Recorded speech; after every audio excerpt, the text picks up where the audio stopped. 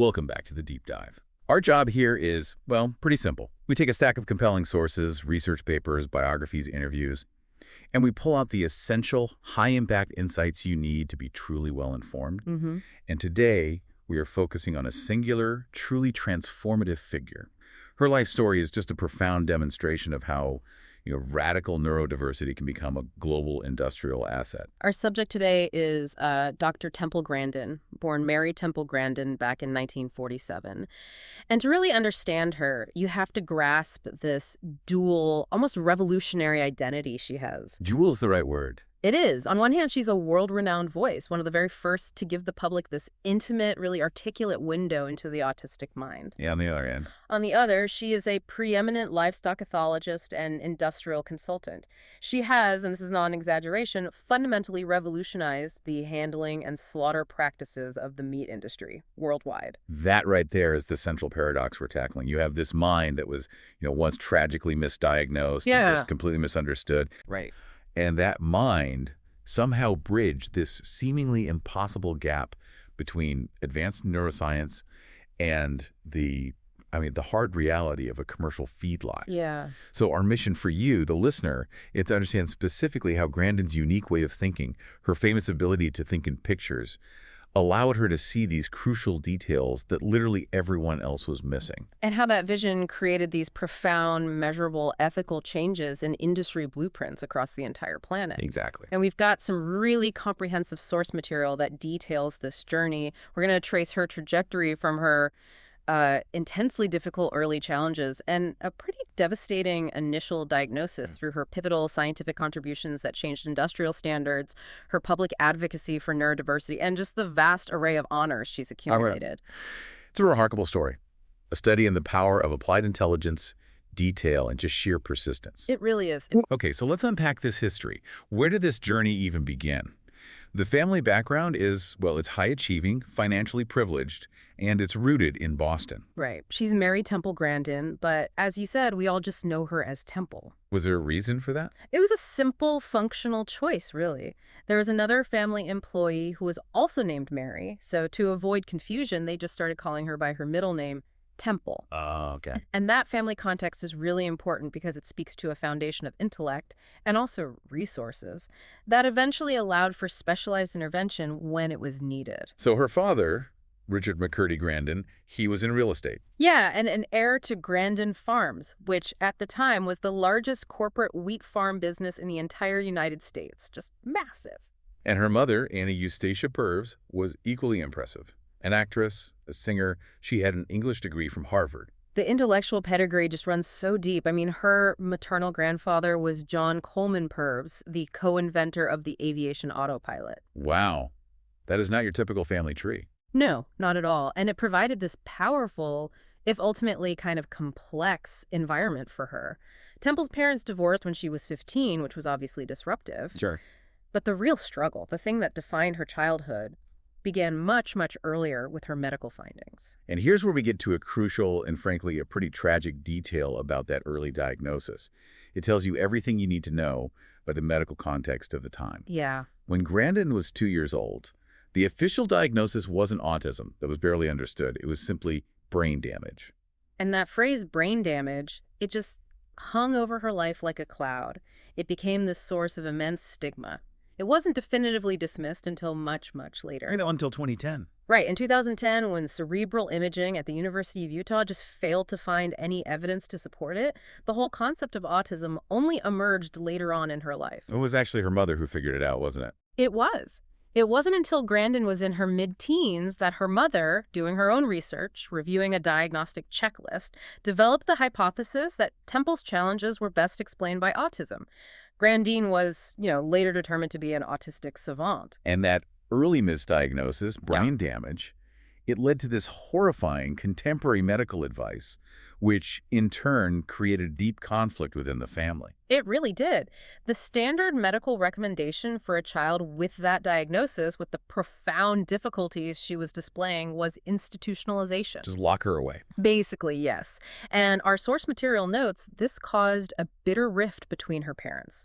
Her father favored following that advice, which was tragically common at the time. But her mother strongly opposed it. Vehemently opposed it, and Anna Purr's opposition was, without a doubt, the single most pivotal choice of Temple Grandin's entire life. But what did she do? What alternatives did her mother set out?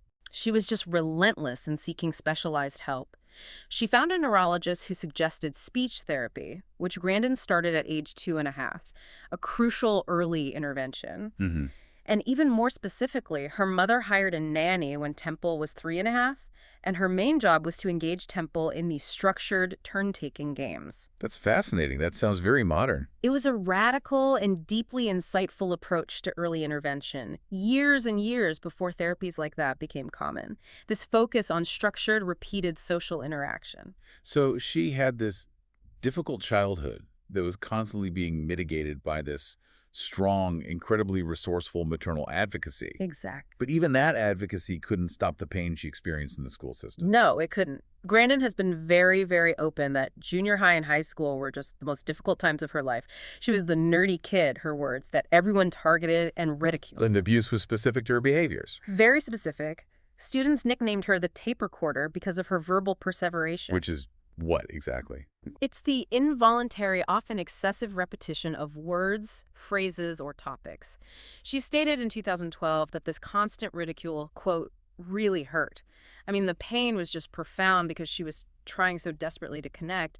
But in a way, her neurotypical peers just saw as bizarre. And that torment, it eventually led to a behavioral explosion and really a pivotal turning point in her life. Absolutely. At age 14, she was expelled from Beaver Country Day School. For what? For throwing a book at a classmate who was teasing her.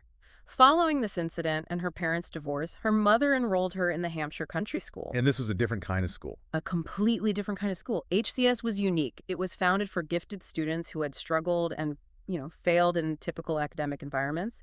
This specialized setting, one that actually valued difference, was exactly what she needed. But the real spark for her career, it didn't come from the school itself. It came from a break from it, right? The summer she turned 15. Yes, that summer was completely transformative. She was sent to her Aunt Ann Cutler's ranch in Arizona. Okay. And it was there, immersed in the world of livestock, that her intellectual curiosity finally found its footing. That hands-on experience directly sparked her entire career interest in animal behavior and handling. It connected her visual, concrete mind to a tangible problem she could solve. And then, once she arrived at HCS, she met the essential figure who helped her channel that spark into some kind of structure, William Carlock. Carlock. He was a science teacher, and notably one who had previously worked for NASA. Oh, wow. So he understood complex systems, he understood applied science, and he became her crucial mentor. He was just instrumental in building her self-confidence. And he was the one who encouraged her to develop the squeeze machine. Critically, yes. Carlock encouraged her to develop the idea for the squeeze machine, or the hug box, which was directly inspired by her observations of cattle handling chutes on that Arizona ranch. Let's elaborate on this, the squeeze machine. It wasn't just some random invention. It was a physical manifestation of her sensory needs. Exactly. She built it when she was 18 with the support of Carlock and the school owner, Henry Patey. But the real insight here isn't just the device itself, but how her mentor used her fixed interest as, a raw material for scientific inquiry. That is the management masterclass in this whole story, isn't it? It really is. When Grandin went to Franklin Pierce College, the hug box faced a lot of criticism. It was seen as strange, maybe even inappropriate, and instead of telling her to abandon it or retreat, Carlock advised her to conduct formal scientific experiments to evaluate its efficacy. He turned it into a project. He redirected her intense, rigid, almost obsessive focus on the device, her need for that deep pressure, into a productive, measurable scientific assignment. That single suggestion established the empirical approach that would define her entire career. The idea that if you can measure it, you can understand it, and you can defend It's it, exactly. And that moment really solidified her academic path. She leveraged that foundational experience into a truly rigorous educational sequence. She did. She graduated from HCS in 1966, followed by a BA in human psychology in 1970, an MS in animal science from Arizona State in 75, and then, eventually, the capstone, a PhD in animal science from the University of Illinois at Urbana-Champaign in 1989. She basically created a tailored scientific foundation to validate her own unique observations. She built the framework she needed. So if that first part of her life was about the external challenges she overcame, this next part is really about the internal world she illuminated for the rest of us. Right. And we have to start by appreciating just how revolutionary her public disclosure was at the time. She was truly one of the very first adults to publicly disclose being autistic, and this was in the 1980s. I mean, this is a huge deal. It helped chip away at decades of shame and stigma. A time when autism was often associated with, parental coldness or just that catch-all brain damage. Her 1986 book, Emergence, labeled autistic with a foreword by Bernard Rimland that gave the world its first real look inside. It did. And Rimland, who was a leading researcher, praised her ability to convey her innermost feelings and fears. But the terminology she used early on is really instructive. She initially characterized herself as recovered autistic. But that term didn't stick, did it? No, she later abandoned it completely. She recognized she hadn't recovered from autism because that implies a cure. Right. Instead, she had learned, through intense, incredible effort and structure, how to adapt to the social norms of neurotypical people. It was a massive, sustained effort of adaptation. Almost like an anthropologist learning an alien culture. Which is the perfect lead-in to the title of the book that made her famous. An Anthropologist on Mars by the legendary neurologist Oliver Sacks, published in 1995. Yes. That title, drawn from her own self-description of feeling alien among neurotypical people, it just perfectly captured her experience and it launched her into the public consciousness. Sacks's profile allowed her to expand on the sensory reality of her life, didn't it? Oh, absolutely. She began describing the often crippling nature of her sensory experience, particularly her extreme sound sensitivity. She has that famous quote about it. The famous quote. She compared the feeling to the horrifying sensation of being, quote, tied to the rail and the train's coming. It's an incredibly visceral description that immediately tells you what it feels like to be overwhelmed and unable to escape incoming stimuli. And this leads us right to the heart of her cognitive world. Visual thinking. She says that English is her second language. Right.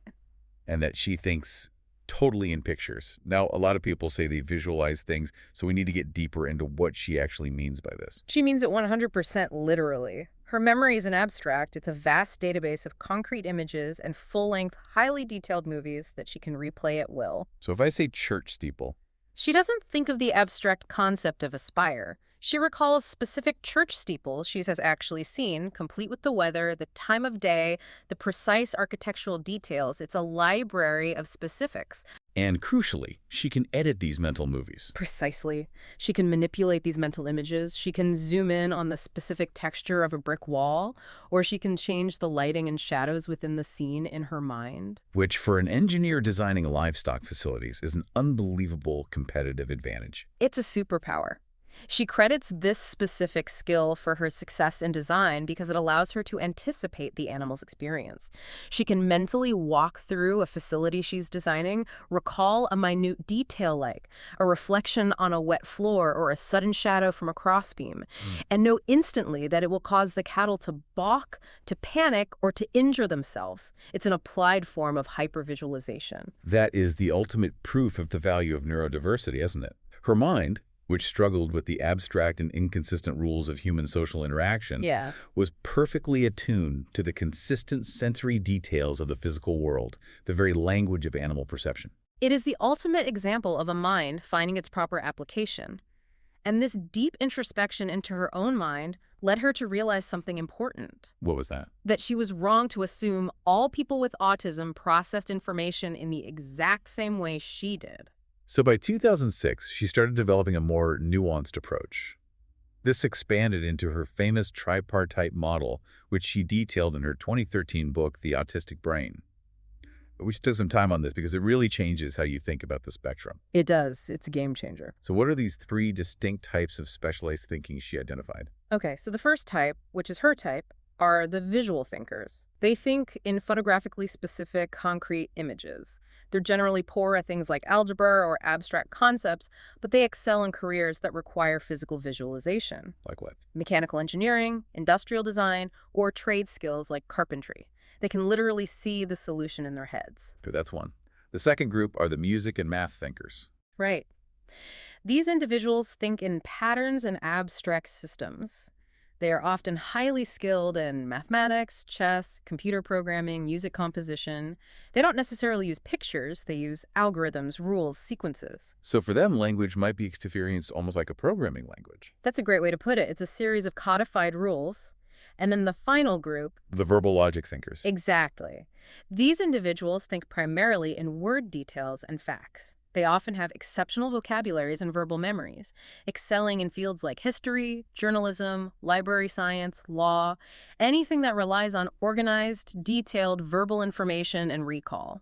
And she notes that this differentiation is critical. So critical because it explains why some autistic individuals flourish in Silicon Valley as pattern thinkers, while others become these detail-oriented engineers like her, the visual thinkers, and still others thrive in very specific academic fields as verbal logic thinkers. That distinction is just vital because it moves the discussion from, a singular disorder to a collection of specialized cognitive operating systems. Yeah.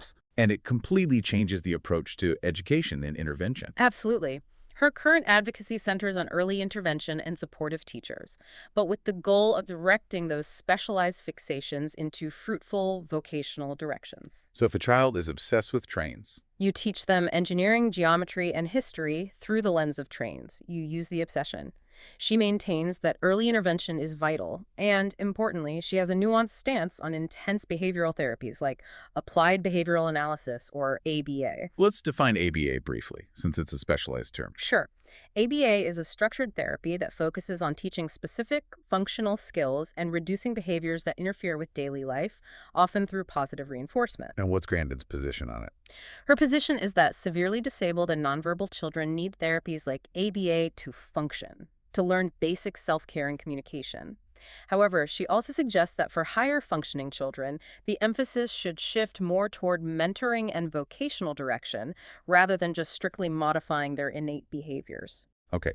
Now, we do have to address her criticisms of the diagnostic process itself, specifically the DSM-5 updates from 2013, which broadened the autism spectrum. She has openly and quite forcefully criticized the DSM-5 for creating a spectrum that's just too wide to be clinically useful. Her point is a pragmatic one. Very pragmatic. She questions the utility of lumping severely autistic individuals who need full-time care, who can't dress themselves, into the same diagnostic category as people with mild autism who are working in highly technical fields in Silicon Valley.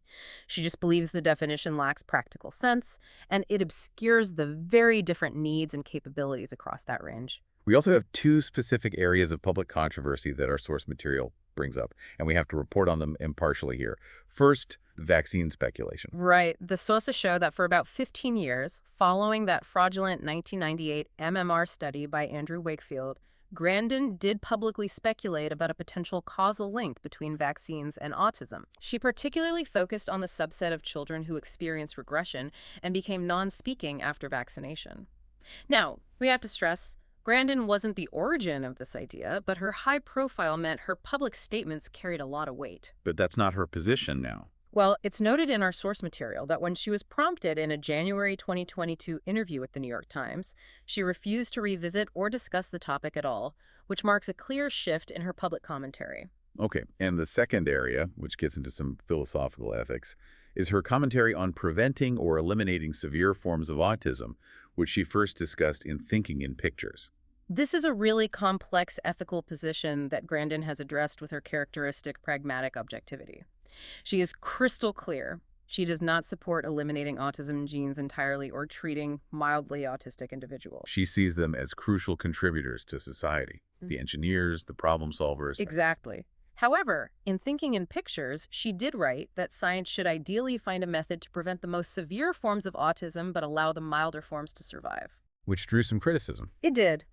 Her rationale, which she clarified later, was rooted in managing the profound, debilitating suffering experienced by those on the most severe end of the spectrum without erasing the valuable cognitive diversity of the milder forms.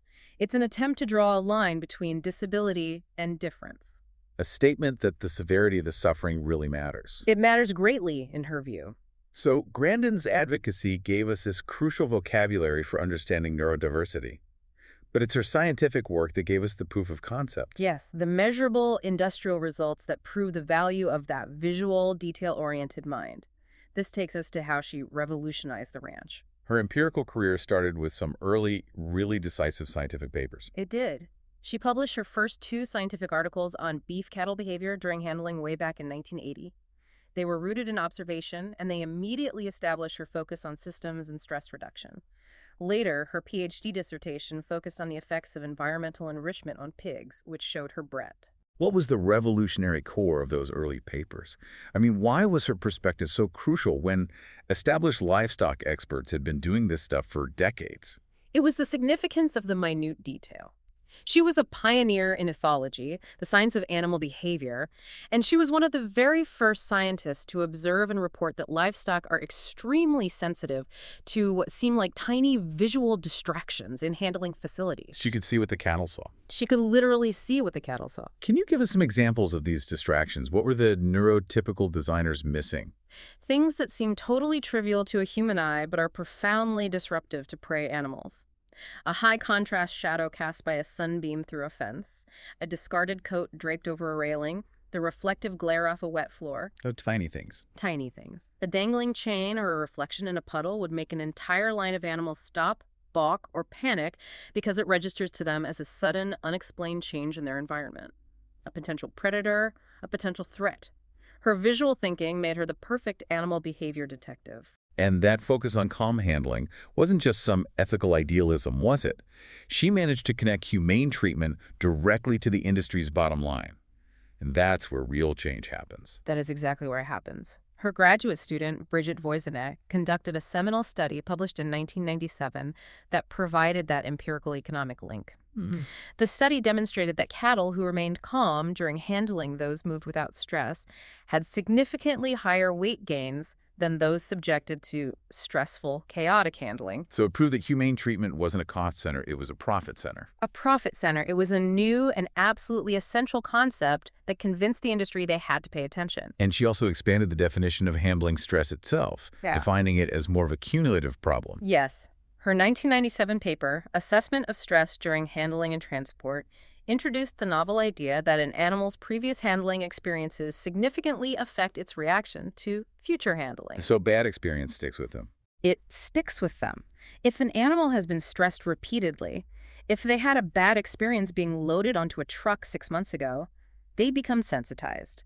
They react more negatively to any handling in the future, even minor events. This established handling as a cumulative issue that required a comprehensive, systematic improvement throughout the animal's life. Not just at the end. Not just at the point of slaughter, right? And with this objective visual and behavioral data, she was able to move from pure science to applied engineering. I mean, she literally changed the physical shape of industrial agriculture. Her visualization skills became the engineering blueprint. Her most famous designs are the curved corrals and handling systems. And the design is just brilliant in its simplicity. It really is. It reduces stress, panic, and injury because it works with the animal's psychology.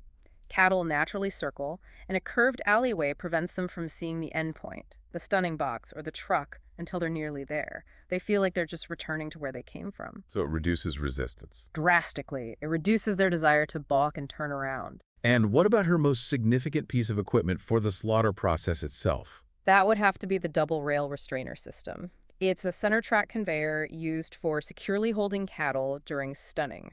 The goal is a quick, painless, and precise stun. She first designed and installed a system for calves in the mid-1980s, and then followed that with one for large beef cattle in 1990.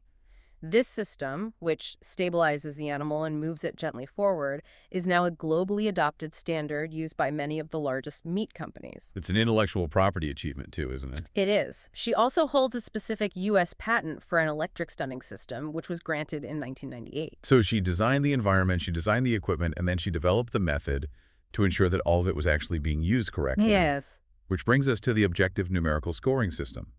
This is arguably the most potent engine for widespread, verifiable ethical change. This is where the conversion from philosophy to engineering is just complete.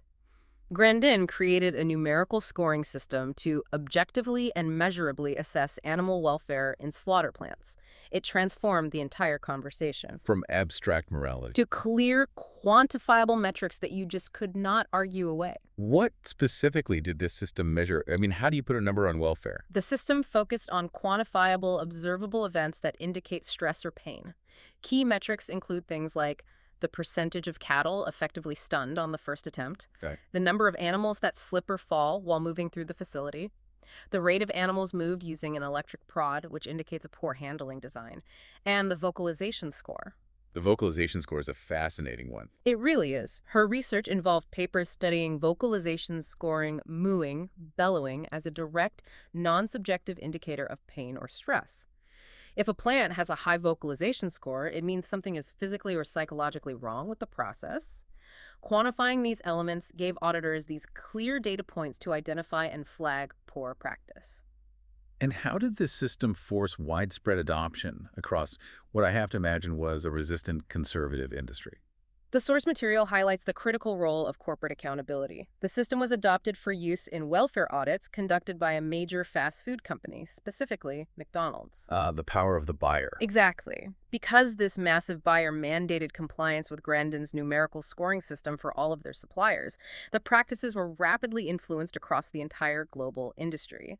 To sell to the biggest players, plants had to meet the objective welfare metrics she established. Period. And beyond handling and facility design, the breadth of her peer-reviewed scientific inquiry just shows her deep engagement with the smallest details of animal life.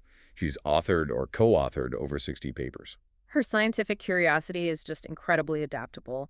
She's published on everything from the effect of hair whorl position on cattle behavior. Wait, the direction a cow's hair grows. Yes, the direction a cow's hair grows on its forehead can actually predict its temperament. She's published on that. On the influence of pre-slaughter stress on meat quality, the causes of bruising, detailed examinations of religious slaughter practices. It's an incredible body of work. It is, and her books like Livestock Handling and Transport, which she first published in 1993 and which has been continuously updated, most recently in 2024, they just cement her ongoing position as the central authority in this field. It really makes you wonder, I mean, if a dangling chain throws off a 1,000-pound steer, what minor consistent sensory input is derailing productivity or focus for us every single day? Her work teaches you to look at the environment with ruthless attention to detail. Which leads us naturally to the ethical framework that surrounds all of her work. Her entire career exists in this space of, intellectual friction-improving conditions for animals that are ultimately destined for slaughter. And her position has drawn intense criticism from animal activists who question how a career devoted to compassion can be compatible with one focused on industrial efficiency in the meat process. How does she reconcile this? She defends it entirely through the lens of her unique mind, from the viewpoint of the animal. She claims her autistic perspective allows her to genuinely see and feel the animal's reality, facilitating this deep connection. Right. She's even stated she feels this connection when holding an animal's head during the stunning or slaughter process, ensuring its final moments are calm. For Grandin, the goal is not the elimination of meat consumption. Right. It's the radical elimination of suffering within the consumption process. And her defense isn't purely emotional. She approaches the moral status of animals from a legal and philosophical angle that is, like everything she does, highly objective. Yes. In her essay, Animals Are Not Things, she argues that while animals may be technically considered property under the law simultaneously grants them ethical protections, and that's a crucial distinction. So she draws a line. She draws a line. She points out that you can own cattle and you can own screwdrivers. You can legally smash a screwdriver out of frustration, but legally you cannot torture an animal. The law itself recognizes that animals, though property, are sentient beings owed respect and protection from deliberate cruelty. So what then is her ultimate pragmatic, moral stance on all of this? Her position is clear, and it's rooted in practicality. She states, and I'm quoting her here, "I think using animals for food is an ethical thing to do, but we've got to do it right. We've got to give those animals a decent life, and we've got to give them a painless death. We owe the animals respect." That framework, respecting the life they lived and ensuring a humane, non-stressful death, that's the ethical engine that powers all her industrial consulting work. It is. Now, this unique stance has led to some interesting recognitions, even from the animal welfare community, but also to some public defenses of industrial practices that can be controversial. It's a very complex legacy. In 2004, she received a Proggy Award from PETA in their Visionary category, acknowledging the verifiable reduction in suffering caused by her designs. Right. However, she also waded into a controversial debate in 2012 by publicly supporting the beef industry's use and sale of pink slime, arguing it should be clearly labeled but not thrown away.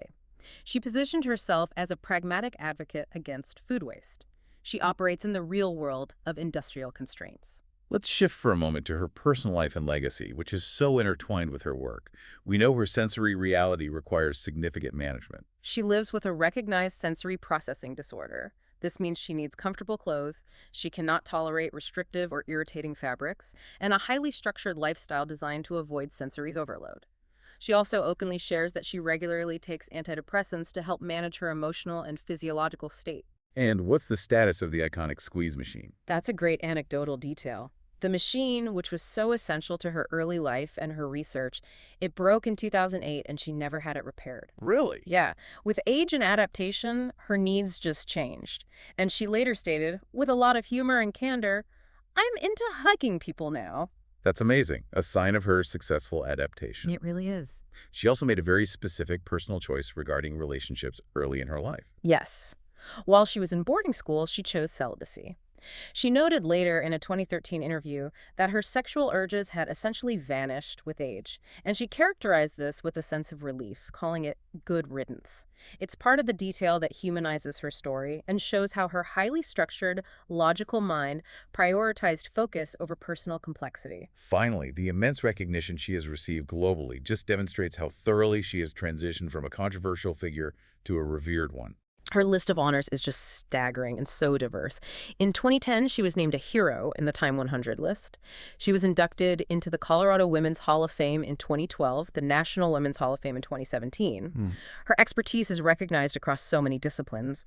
In 2023, she received her first Doctor of Veterinary Medicine, a DVM, which was an honorary degree from Kansas State University.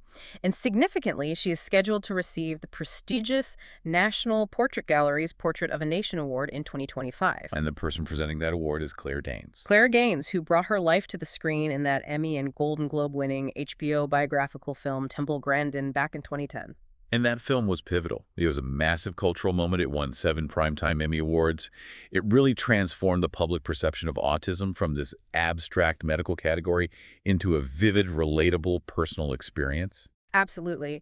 That media impact, combined with her earlier profiling by Oliver Sacks and appearances in works by writers like Michael Pollan, it just cemented her status as both an icon of neurodiversity and a key global voice in food production ethics. She didn't just advocate for change, she delivered it, measurable on a spreadsheet, across continents. We started this deep dive asking how Temple Grandin converted a perceived cognitive deficit into a global asset. Her journey from a child labeled brain damaged to a world-renowned scientist proves that the greatest breakthroughs often come from looking through a radically different lens. Yeah.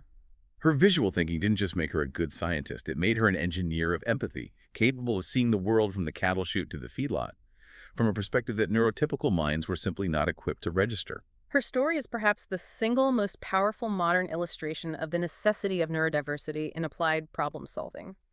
Grandin struggled intensely with the fluid, abstract, and often contradictory rules of human social interaction. Yet she excelled absolutely in the consistent, detailed sensory language of animal behavior and industrial mechanics. She didn't just provide hope for people with autism, she provided empirical industrial proof measured in dollars saved, weight gained, and stress reduced of the tangible value that different cognitive operating systems bring to our most complex systemic challenges. It leaves you with a truly powerful lesson. Grandin demonstrated that the path to profound humanistic and ethical change, particularly within rigid industrial systems, often requires not philosophical appeals, but the kind of objective scientific measurement she developed with her numerical welfare scoring system. Which raises an important question for you, the listener, to mull over long after this deep dive ends. When we face massive ethical or systemic dilemmas in our own world, whether it's urban planning, educational equity, or healthcare access, we often search for solutions in abstract policy. What if the deepest and most effective answers lie instead in rigorously measuring the sensory details of the experience itself? What other massive entrenched problems could be fundamentally transformed if we stopped dismissing certain sensory inputs as distractions and started meticulously measuring their true effects on behavior and well-being?